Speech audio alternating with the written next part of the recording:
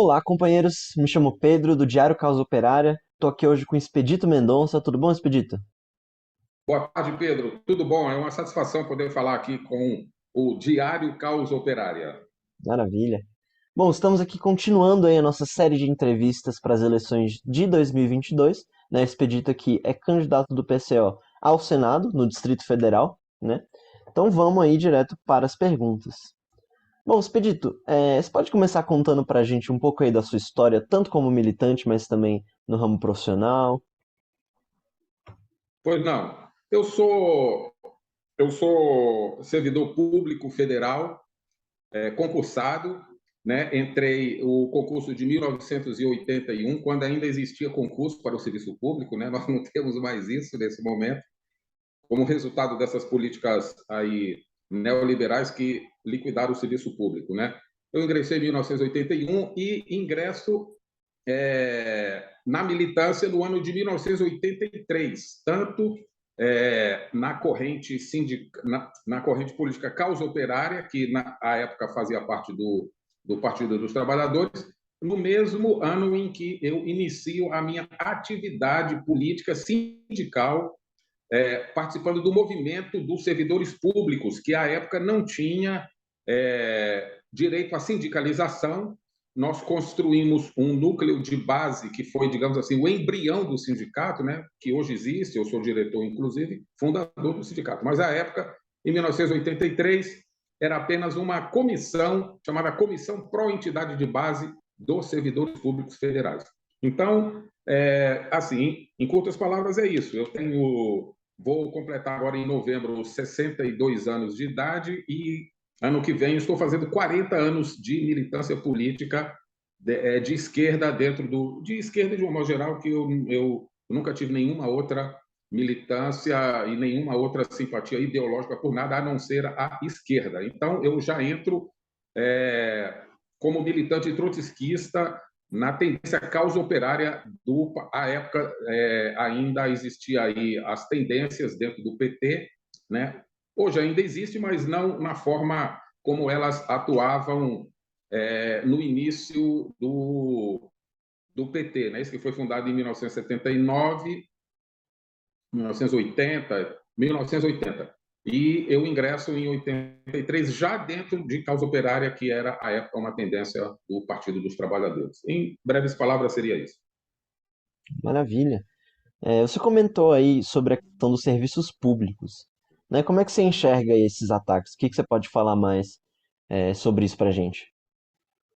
O que aconteceu, né, se você a evolução da luta política dentro é, do Serviço Público Federal, basicamente aí ela ela teve um desenvolvimento e um impulso a partir da criação dos sindicatos como resultado da Constituição de 1988, porque antes o servidor público era impedido de se sindicalizar. A Constituição e o Estatuto, inclusive, do servidor público, que regia, né, o servidor público, que era o regime jurídico único, o RJU, ele impedia o direito de sindicalização da categoria. Nós conquistamos, através de desse movimento de base que eu falei aqui inicialmente, a Comissão Pró-Entidade de Base dos Servidores Públicos Federais, que foi fundada aqui em Brasília por um núcleo de ativistas do Partido dos Trabalhadores dentro, né, do serviço público, nós conseguimos fazer com que esse movimento ele gerasse a inclusão no texto constitucional de 1988 do direito de sindicalização da categoria dos servidores públicos. E daí o sindicato foi fundado em 1988, né? Em agosto de o sindicato, o Sindicep, do qual eu faço parte, sou fundador, ele nasceu em agosto de 1980, de 1988, e ele foi referendado. A promulgação da Constituição ela se dá no dia 5 de outubro de 88, não é isso? Mas o sindicato já havia sido fundado. E a promulgação apenas legalizou, digamos assim, né, do ponto de vista formal, o direito de sindicalização dos servidores públicos. De lá para cá, uma luta muito intensa. Nós atravessamos aí o governo Collor, que foi o início dos ataques contra os servidores públicos. Muitos órgãos foram extintos sob o governo Collor. Teve aí o Instituto de colocar os servidores em disponibilidade, não é isso? Aqueles que era uma antessala da demissão, digamos assim. Como a legislação impedia a demissão pura e simples, como se fosse numa empresa privada, eles instituíram essa tal de colocar o servidor público em disponibilidade. Ele ficaria ali recebendo um salário mais ocioso, sem atividade nenhuma. Muitos cometeram o ato desatinado, não é isso? De não aguentar a pressão, se suicidaram, inclusive. Nós tivemos muitos casos de suicídio do servidor público no governo Collor em função disso aí. A extinção de órgãos também, aqueles ataques gigantescos aos direitos e conquistas do servidor público, que eram conquistas importantes, né, que garantiu aí a estabilidade no serviço público. Esse Instituto da Estabilidade é uma coisa muito importante, né? Bom, aí depois veio a era FHC de um ataque gigantesco também contra a categoria. Foram liquidados aí um monte de direitos e conquistas, né, quinquênios, anuênios, outros direitos consagrados na legislação que eles simplesmente, o governo FHC desencadeou uma ofensiva gigantesca contra os servidores públicos. Aí depois veio o governo Lula, não é isso? Que os sindicatos tiveram um espaço maior de diálogo, digamos assim, com os governos populares de esquerda, mas as conquistas foram muito aquém daquilo que a categoria imaginava que fosse possível conquistar com o governo de esquerda. Aí entrou o governo da Dilma, nós tivemos uma greve em 2012, durante o governo dela, porque não houve um acordo na mesa de negociação. A categoria foi obrigada a fazer uma greve, né, em 2012, ou seja, contra o governo da presidenta Dilma, onde as conquistas foram muito pequenas também.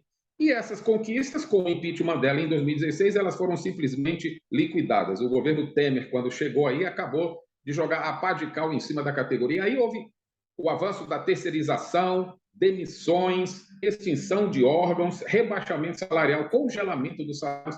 E hoje a situação é uma situação muito difícil para a categoria, para os servidores públicos. Nós temos aí uma categoria velha, engessada.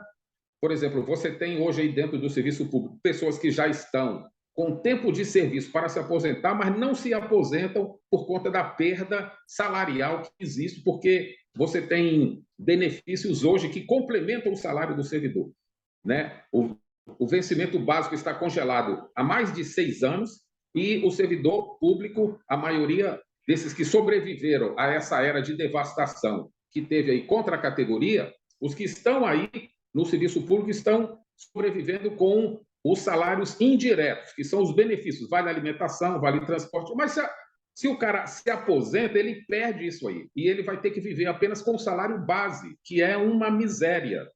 Então, você tem hoje uma situação de que você entra num órgão desse hoje, você vê gente lá com mais de 40 anos de serviço, com 45 anos de serviço, com uma idade avançada já, e o cara não se aposenta exatamente para não ter essas perdas. Isso dificultou muito aí a organização sindical e a luta também, né? Mas nós estamos aí reivindicando. Esse ano foi um ano de luta, tá certo? Nós iniciamos um movimento no início do ano, reivindicando 19,99% de reposição somente dos 3 anos do governo Bolsonaro, e essa situação ainda não se resolveu. Ou seja, o governo Bolsonaro deu continuidade a essa política toda anterior de ataque contra os direitos e conquistas da categoria. Bom, a gente viu aí que com o golpe também, uma grande quantidade de empresas públicas, né, foram entregues para o capital estrangeiro. A gente viu mais recentemente o caso talvez mais alarmante desses últimos tempos é a Eletrobras, né, que foi vendida, né, efetivamente a preço de banana aí, né? O que você pode falar para a gente sobre essa questão das privatizações, né? Como é que vocês enxergam isso? Não, isso aí é uma das marcas aí dos governos neoliberais, né? Isso foi o ataque às empresas públicas. Nós temos aí na alça de mira Correios, Petrobras, Eletrobras, que já foi privatizado. Ou seja, existia todo um plano aí do governo do Bolsonaro e do Paulo Guedes no sentido de levar adiante um programa muito agressivo de privatizações e de liquidação aí da categoria praticamente assim, extinguindo o servidor público federal enquanto trabalhador do serviço público estável, com direitos e conquistas. A política deles é substituir tudo isso aí por mão de obra terceirizada e por concursos temporários e outras formas de contratação que, segundo eles, não onerem o Estado.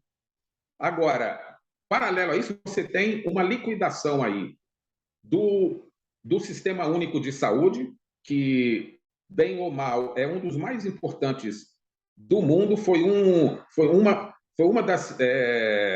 o SUS ele não permitiu que houvesse um registro de mortes ainda maior aí na pandemia, com todas as precariedades e dificuldades.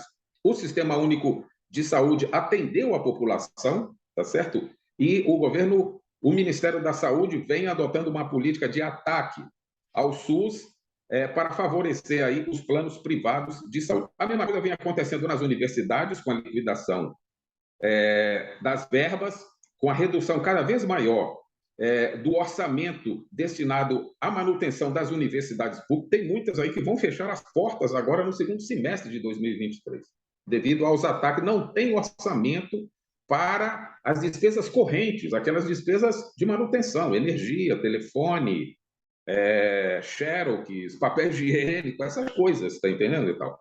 Um ataque assim absurdo. Paralelo a isso aí, você tem esse programa agressivo de privatizações que o governo Bolsonaro, por uma série de contradições, né, isso ele não conseguiu levar adiante privatizações importantes, como, por exemplo, Banco do Brasil, Caixa Econômica,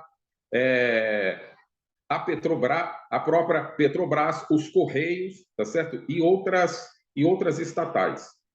O problema é que é o seguinte, ele não conseguiu levar adiante a privatização, digamos assim, de maneira cabal. Mas o que vem acontecendo dentro dessas empresas é uma privatização já por dentro, né? Porque você liquida o quadro de pessoal, você corta o orçamento, você retira direitos e conquistas do servidor e ela deixa de operar. Bom, na prática, você está tendo uma situação de liquidação, sem que precise passar pela formalidade da votação de um congresso, da Câmara, alguma coisa assim. Ela já vem funcionando dentro de um modelo privado. Agora, você tem aí um problema que é o seguinte: o governo Bolsonaro, Paulo Guedes, eles podem não ter conseguido levar adiante. Agora, esse aí é o programa da terceira via. O programa da terceira via é bolsonarismo sem Bolsonaro.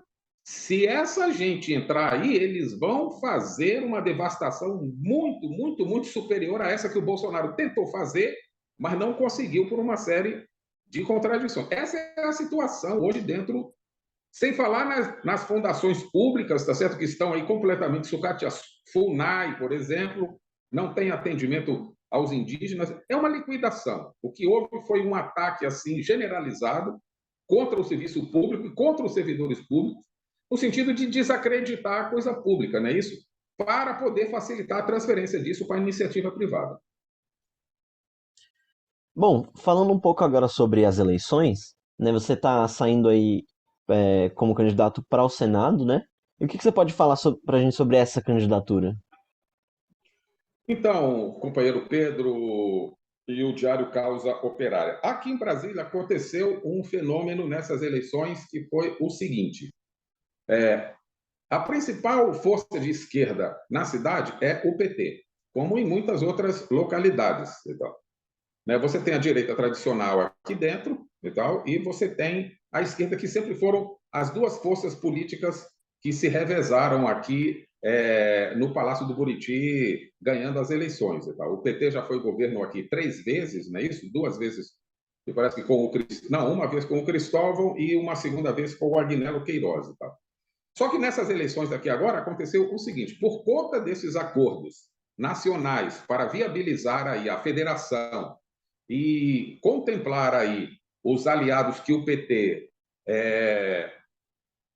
consertou, né? Essa concertação política de alianças aí para derrotar o fascismo, todo esse discurso e tal. O que eles fizeram? O PT renunciou a ser oposição aqui no Distrito Federal. Nós não temos oposição aqui no Distrito Federal. Não tem uma oposição de esquerda, de fato, aqui para enfrentar a direita aqui. O Ibanez, o Arruda e outros elementos. Basicamente, a força de direita aqui, Ibanez, que o Arruda foi reabilitado, mas foi cassado novamente. Foi cassado, mas me parece que já devolveram o direito para ele novamente de ser aqui. Mas já tem um acordo aí para o Arruda, que inicialmente queria sair como candidato aqui, o Bolsonaro, que dizem que é muito ruim de articulação, mas não é tão ruim assim. Ele chamou todo mundo lá no Palácio do Planalto e enquadrou todo mundo. Falou, ó, vocês tratem de se entender aí, porque senão pode ser que o Partido dos Trabalhadores volte aqui. Aí ele botou ordem na casa, o Bolsonaro enquadrou. O Ibanez vai sair para governador, a deputada Sinara Leão é candidata a vice, deputada federal, a Flávia Arruda, que é esposa do Arruda, sai para o Senado na chapa, e o Arruda como deputado, ou seja, ele está se contentando em sair como deputado federal. Até o momento, é essa aqui. E do ponto de vista aqui de uma força política para enfrentar o bolsonarismo aqui na cidade, a cidade está órfã. Não tem esquerda forte aqui, suficientemente organizada para enfrentar e competir com a direita aqui. A candidatura do Partido da Causa Operária, não só a minha, como a de governador e as outras candidaturas, é a única alternativa verdadeiramente de esquerda na cidade. É o que a gente pode dizer.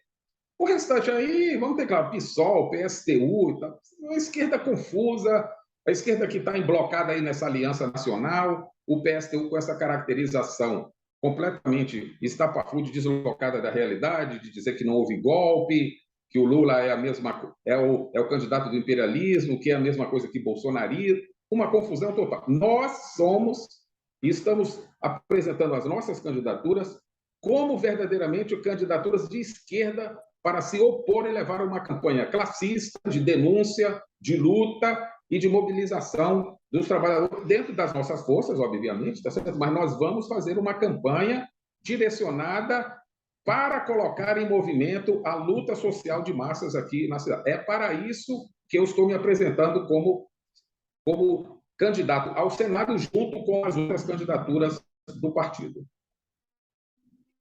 Maravilha. Expedito, por fim, a gente está vendo aí toda essa situação do PCO em relação aos ataques que ele vem sofrendo do STF, né? Principalmente aí pela figura do Alexandre de Moraes, que incluiu o partido no inquérito das fake news, né? O que você pode falar para a gente sobre essa situação, né? Em que pé está isso e como é que isso vai se relacionar aí com esse próximo período eleitoral? Bom, tem uma relação direta, porque através de uma decisão monocrática, arbitrária e inconstitucional, o ministro Alexandre de Moraes basicamente cancelou aí a imprensa, né, isso, digital do PCO às vésperas das eleições. Isso é uma coisa da maior gravidade. Se a gente lembra que nem na época da ditadura tinha uma coisa tão assintosa assim do ponto de vista antidemocrático e de ataque às liberdades políticas e democráticas no país. A tentativa de silenciar o PCO, vamos ter claro, é uma prova cabal de que nós somos uma força política que incomodamos.